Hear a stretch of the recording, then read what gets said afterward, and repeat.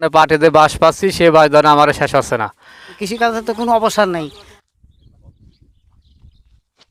কৃষকদের দুঃখ বেদনা কষ্ট যাতনা কেউই বুঝে না বা বোঝার চেষ্টাও করে না। তাই আমরা ন্যাশনাল টিভির তরফ থেকে সর্বদা প্রচেষ্টা করি বাংলার অবহেলিত কৃষকদের দুঃখ বেদনা, চেপে রাখা মনোকষ্টগুলো সকলের মাঝে তুলে ধরবার। আজ আমরা প্রান্তিক পাট চাষিদের গল্প শুনব। আপনাদের সঙ্গে রয়েছে আমি নূর ইসলাম, রাজবাড়ির পাংশা থেকে।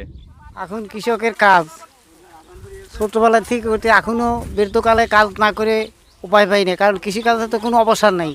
এখন না করেও আপনারা যে পাটের দাম দেন, এই পাটের দাম হিসাবে আমরা ছেলে মেয়ে এদের লেখাপড়া কী করে শিখেবো?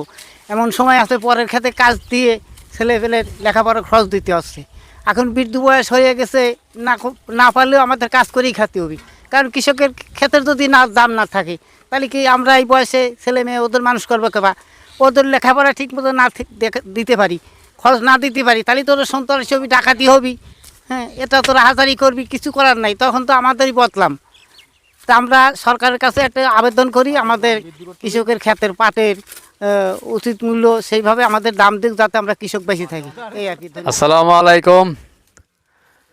আমরা পাট সম্পর্কে কিছু কথা বলতে চাচ্ছি। পাট বর্তমান আমাদের সোনালী ফসল, কিন্তু আমরা বর্তমানে পাটেতে বাস পাচ্ছি সে বাস ধরে আমার শেষ হচ্ছে না। পাটে বাস যাতে বাসের কোনো শেষ নাই। পাট বর্তমান যে অবস্থা, পানির অভাব, তিনবার করে সেচ দিছি। সেচ দেওয়ার পরে এখন আবার পাট কাটার পরে আবার সেচ 3বার করে দিয়ে তাই পাট সিদ্ধ করতে হবে। তো বর্তমান সরকারের কাছে আমাদের আবেদন এইটাই যে বর্তমান যে পাটের দাম দিচ্ছে তাতে আমাদের এই 2000 টাকা করে পাটের দাম দিলি আমার মোটামুটি 5000 টাকা লস যাবে। তো আমরা পাটের দাম সর্বোচ্চ যদি নাও দিয়ে দেয় তা আপনি 3 থেকে 4000 টাকা দাম দিতে হবে। যদি না দেন আমরা আগামীবারে পাট আর কেউ বনবো না, কৃষকও মরবি, পুরেতরাও মরবি। তো বাংলাদেশে তুমি বাস করো, আর কেন বাস করার দরকার নাই। আসসালামু আলাইকুম।